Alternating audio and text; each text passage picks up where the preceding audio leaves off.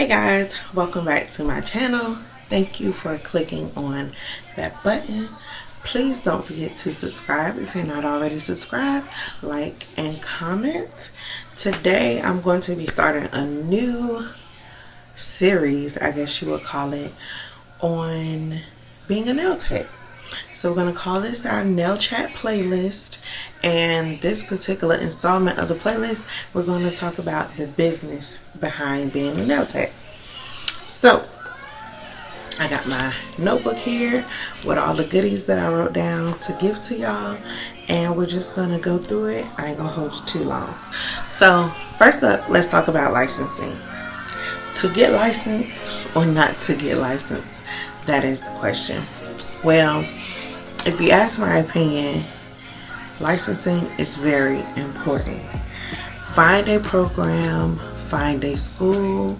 Even if you are thinking about dabbling in nails, you want to get licensed if you are working on other people. Nails is not just nail art, it is not just polish, it is chemicals. Acrylic is chemicals, acetone is chemicals, so you want to be trained. Find a good nail school in your area. You can do that by going on Facebook groups, Googling places, finding local nail techs and asking them where they went to school, which is how I ended up finding my school. And the things that you want to look for in the school, of course, is the price. How much is it going to cost? You want to ask your instructor questions like, do they have experience in the industry? What is their level of expertise in their opinion? What do they specialize in? The lady I went to school with specialized in pedicures, but however, a lot of the girls in my class were already doing nails, so I had the opportunity to learn art from them. Something else you want to ask is if they teach technique as well as theory. A lot of the times you'll find nail schools where they only teach you the stuff that's in the books.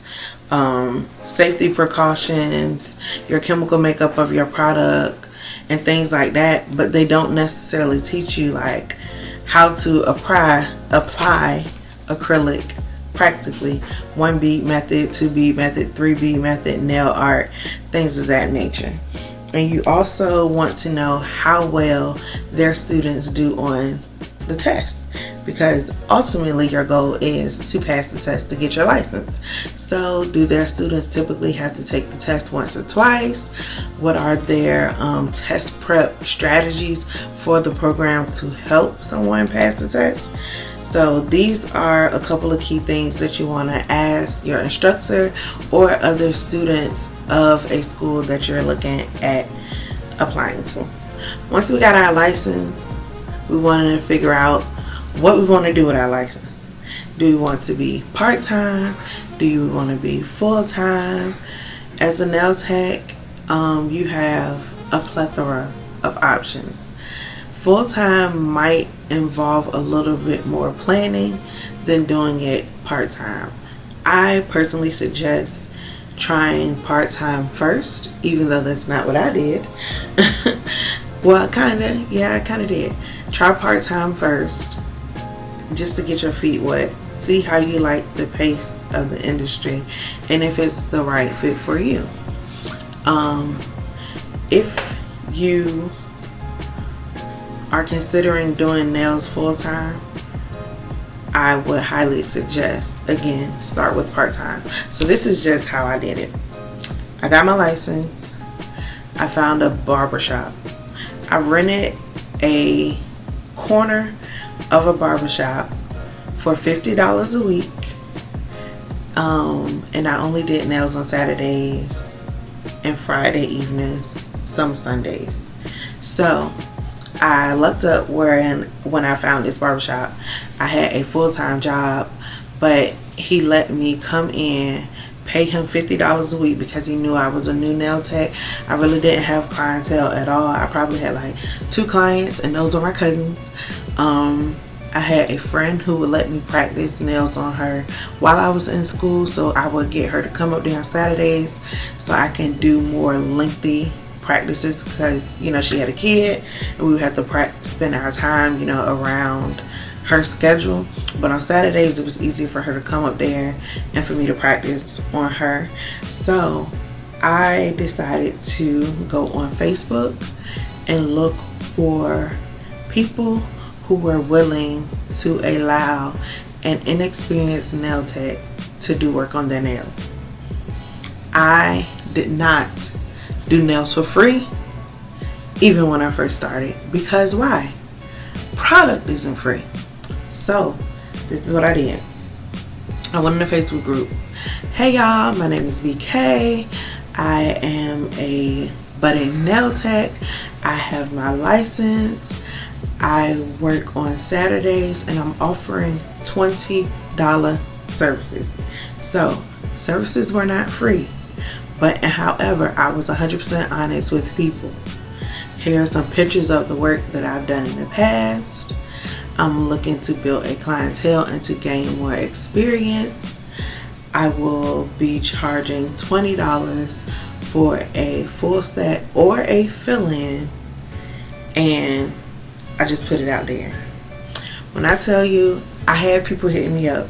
People are willing to let you experiment on them if you're honest with them.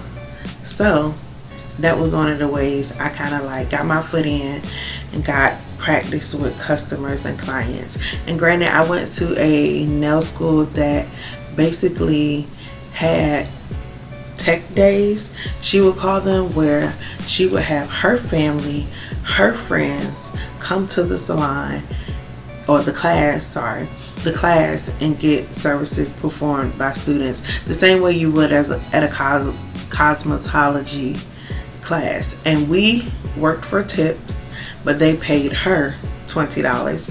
Why? Because it was her product and we were still learning. So a lot of times, even in those scenarios, we would leave class with like $100 in tips because people will give you $10 because in total they only paid $30 for their nails. And where are you going to get nails for $30? So that is how I started part-time. When I transitioned to full-time, it was a leap of faith that I took, but it also was very calculated. I call it a calculated risk. So what did I do? I had my full-time job. I was putting money to the side. I had signed up for Instacart because I wasn't going to do Uber. I signed up for Instacart and got all my credentials in order for Instacart. I signed up for Instacart, got all my credentials in order. I cashed out my PTO at my previous place of employment after I already had in line a start date at the new place of employment. So in my situation, I was going into a shop that was brand new. It was in the process of being built, so much so where on my days off at my full-time job, I would go to that salon and help do little projects around the salon. I would paint, I would assemble desks and chairs, I would run and get the crew lunch. Like, I was just kind of doing intern-ish things at that salon. My reasoning was because I'm trying to help move this salon along so we can open, so I can make money. But the person who I was working for, the salon owner, her family is very popular in Virginia Beach, where I am from. They're also popular in other cities in the state of Virginia. So she came with a built-in clientele. When she built this salon, I knew that people were going to come, not only because of who her family was, but because of the aesthetic of the salon. It looked like a LA salon that they plopped in the middle of Virginia Beach. So I knew that I was going to have clientele. And another tip when we're starting, I know we're all in it for the nail art, for the flashiness of it, but be open and flexible. When I transitioned, I got the moniker of becoming a pedicure princess because nobody in the shop wanted to do pedicures, but that's how I generated clientele. That's how I generated money. At the end of the day, we're here because we like nails, but we're also here to make money. because we like to live as well. So a lot of the girls who came to the shop had their own clientele. They didn't do pedicures. I hopped on and started doing pedicures. And then when it was busy, I would do my fill-ins and my full sets in addition to my pedicures. So I came out of the gate making, I would probably say 80% of what I was making weekly at my job doing nails that I was making at my full-time job, if that makes sense. So I was making almost as much money as I would have been had I stayed at my full-time job. And that was because I was open and flexible to doing jobs that a lot of people didn't want to do, which were pedicures. And I was also still able to get some clients, walk-ins that would come in and get full sets, and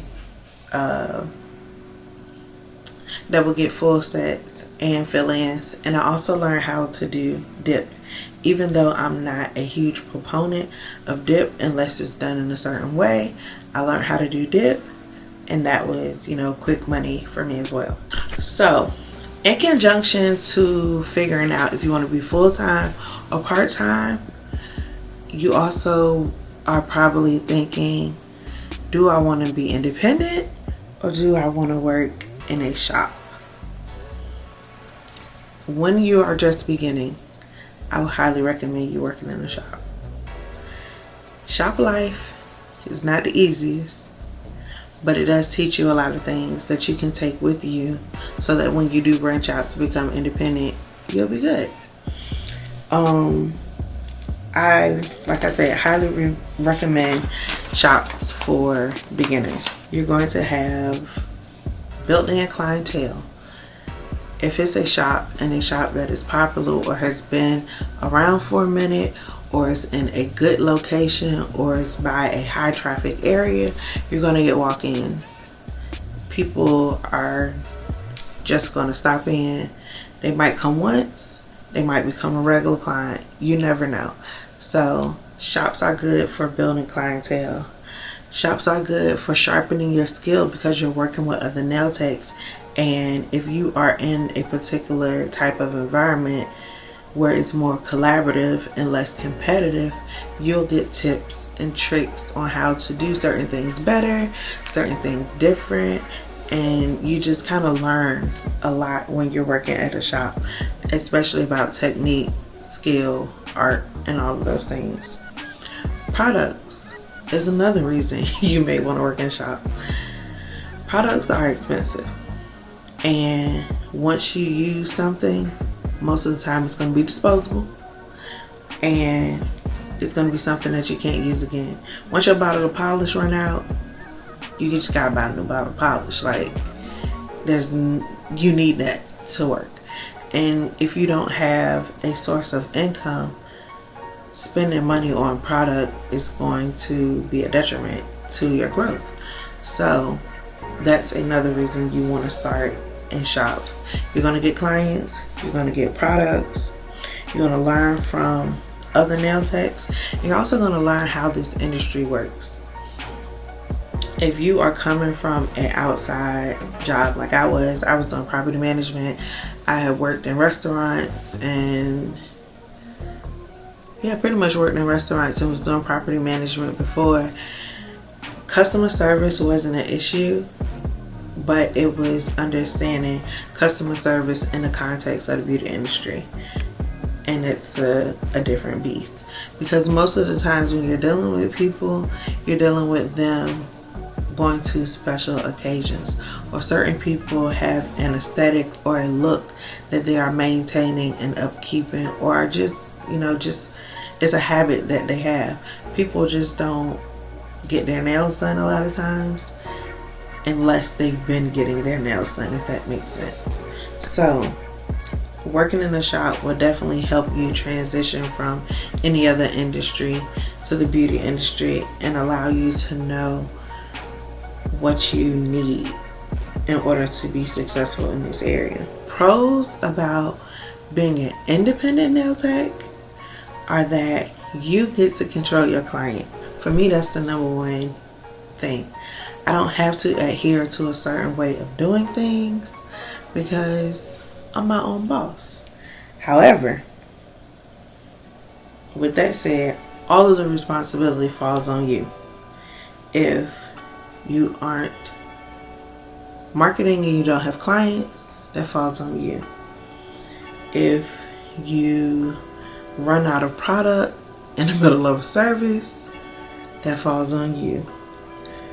If you don't stay on top of your financials and something goes awry, it all falls on you.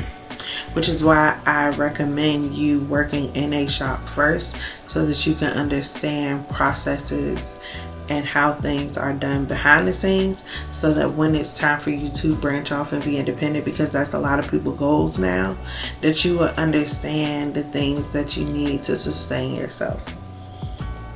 So another thing people ask me is, if I'm working for myself and I'm independent, what tools do I need aside from the education and product? I would highly recommend you getting a LLC, a business account, and insurance. Those are 3 things that an independent nail tech, I feel, should need or should get. So your LLC is going to separate your business from you, and you can do more research on your own time on LLCs and exactly how the structure is set up, for tax purposes. And then me personally, I have an LLC and I have a DBA, which means doing business as. I use my LLC for my products when I sell press-ons, and I have a couple other products that I'm working on bringing to market. I'm selling all of that under my LLC. A branch off of my LLC is my DBA, which means doing business as, and that's BK the Nail Basquiat. So all of my services, any client that sits in my chair, basically on paper is working under BK the Nail Basquiat, who's under my LLC. And it's fairly inexpensive to get an LLC. I think it was like $100 because I've had one since like 2017 or 15. It was $100 to sign up, and I think every year it's either $25 or $50 to renew. My DBA may have been like $40, so that was fairly easy to set up. You just go to your SEC website for your state, fill out the paperwork, pay the money, they send you a certificate, blah blah blah. When you get that, you also want to sign up for a EIN number. I can't remember what EIN stands for, but it's basically like a social security number for your business. It's a tax identification number, and that's going to be beneficial to you if you are purchasing supplies. A lot of times websites will sell you product without you being licensed, like Coupa or iGel or what is the other place I get my supplies from? Direct Nails or Nails Direct. They will allow you to purchase product without an EIN. However, if you have an EIN, you can sign up for a business account, or some people, I know Madam Glam calls it a pro account, where you can get discounts if you purchase in bulk, which I do. When I buy gloves, I need lots of gloves. I purchase in bulk, I use my EIN, I get a 10% discount. When I buy acetone, I buy acetone by the case. I purchase in bulk, I use my EIN, I get a discount. So there are certain benefits to having an EIN, a LLC, or a DBA, and having your personal identity separate from your business and work identity. So another thing to look into is liability insurance, just in case if you are a independent nail tech, something happens to someone, they try to sue you, you don't want them to come at you and have to pay things out of pocket. having insurance, just like car insurance, protects you in case of any incidents. And you can also get insurance on yourself. I haven't done this. I'm still in the process of researching it, but I know that before the end of the year, it's one of my goals to have insurance on my hands. I want to insure my hands because this is how I make my money. The same way Beyonce and Tina Turner have insured their legs, the same way J-Lo insured her butt. I use this particular body part for my well-being, and if something happens, if I get carpal tunnel, God forbid, if I have an accident and they chop off my right hand, my left hand, or anything crazy could happen, I would like to be protected and also have a means of income until I can find something to do as an alternative. So get insurance on your hands, get liability insurance, get your LLC, your EIN. Another key thing about being on this side of the table in the nail industry is marketing. Everybody wants to know, how do I get clients? Everybody wants to know, how do I keep clients? I say cast your net far and wide, see what works for you and what people respond to, and then just keep multiplying and duplicating that. As far as marketing, two things have been key for me: social media and word of mouth. Social media is free advertisement. Granted, the way that the algorithm is set up, you have to do a lot to stay present. You also can pay for sponsored ads, which means you just pop up in people's feed as they scroll. I've also done that before. It could be kind of lucrative if you do it during the right seasons, but on a regular basis, I would say the two things that have gotten me the most clients have been Facebook groups. I'm in a group in my area called the Beauty Emergency. It's 757 Beauty Emergency, I think. Emergency room, or 757 Beauty Emergency Room, I believe it's called. And basically it's like girls or guys or whoever that come in and like, hey, my nail tech canceled on me last minute. Anybody have an opening for tomorrow at 4 o'clock? Or, hey, I need my nails done for a wedding this weekend. Can anybody help me? So it's basically a networking group for people who are looking for services. If you don't have one in your area, maybe you should start one, and that'll kind of help you rope, some people in. Another group I'm in, they have Thursdays are their designated days where we can market our business. So every Thursday morning, I get up, I make a post saying who I am, saying what services I'm offering, which basically is a synopsis. I'm offering an intimate nail experience. I'm full service. I do pedicures and nails. And then I'll put a couple pictures for examples of my nails that I've done, pedicures that I've done. I give people my booking link, and I also tag my Facebook business page in it, and sometimes I'll put my Instagram in it, but I don't like making it too long because people are not gonna read all that. So those are two things I do on Facebook. One thing I do on Instagram, which I know has been working for me, is my captions. I use hashtags. If I don't do anything but hashtag 757 nails, I'm definitely going to use a hashtag.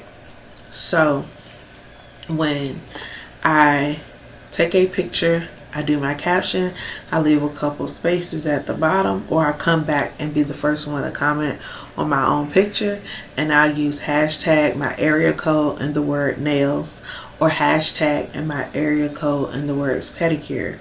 I also use other beauty industry hashtags because I know that the girls who get it, they're going to also get their lashes done. They get their locks retwisted. They get braids. They get wigs. They get sew-ins. So I hashtag all of that. Hashtag 757 nails. Hashtag 757 pedicures. hashtag 757 lashes, hashtag 757 wigs, hashtag 757 whatever else beauty industry that I can think of with my area code and the service. And then I do my generic hashtags like hashtag coffin nails or hashtag nails of Instagram, also because I sell press-ons.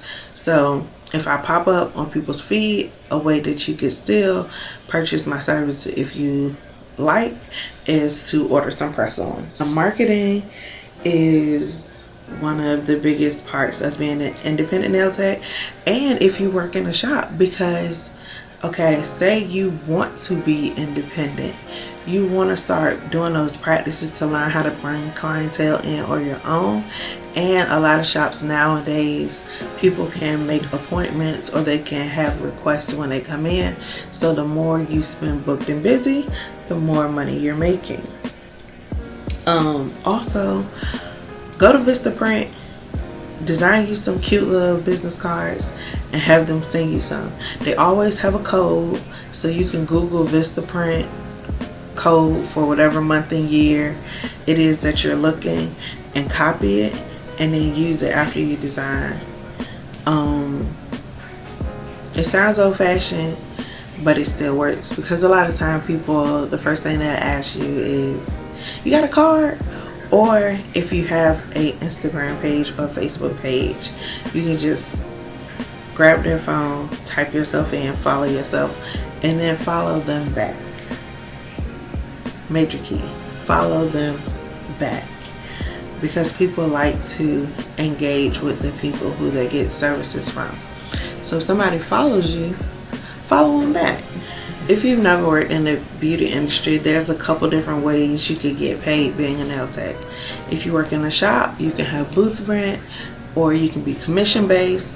If you're independent, then you will have to figure out how you're going to pay yourself and how you're going to use money to maintain your business. So I personally feel like when you're first getting started, shop commission is the better option, because you only pay out what you do. A lot of times they're looking at it from a business standpoint. Since we're providing majority of what you need to make money, the clients and the product, then we need to be reimbursed or make money off of your talents, because you know we're doing the bulk of the work. So yeah, once you get a bit more experience, like with my second shop, I was able to negotiate my commission. And I also like the fact that my second shop had a tier system. So if you did sales of under, I think it was in a week, I think it might have been $500, then you get 50-50 split. If you do 501 to $750, you get a 60-40 split, with you getting 60, the shop getting 40.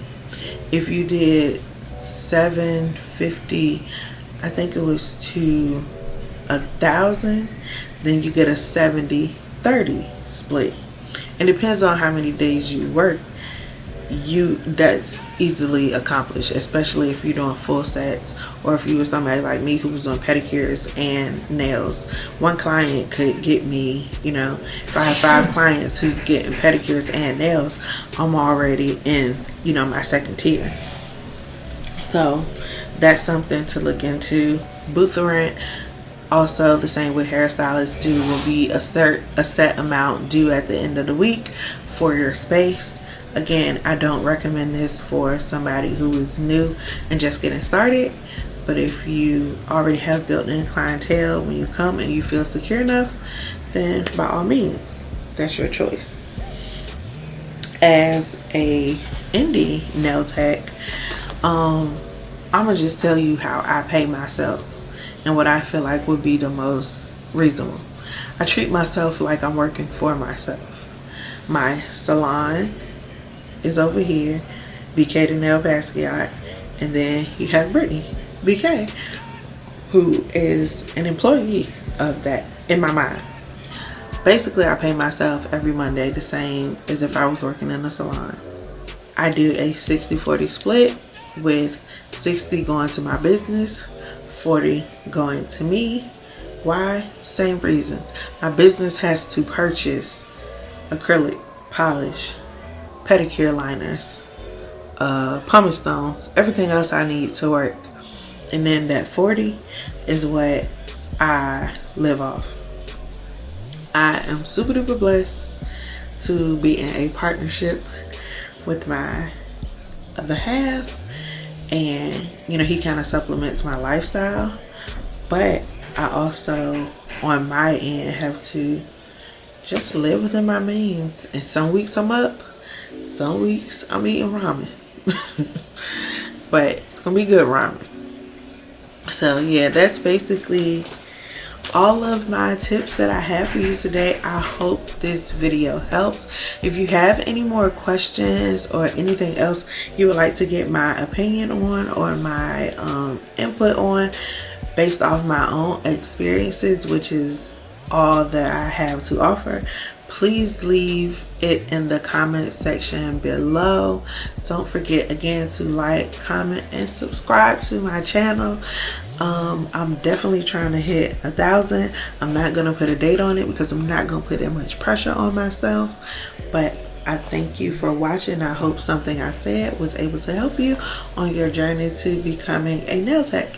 Until next time, later.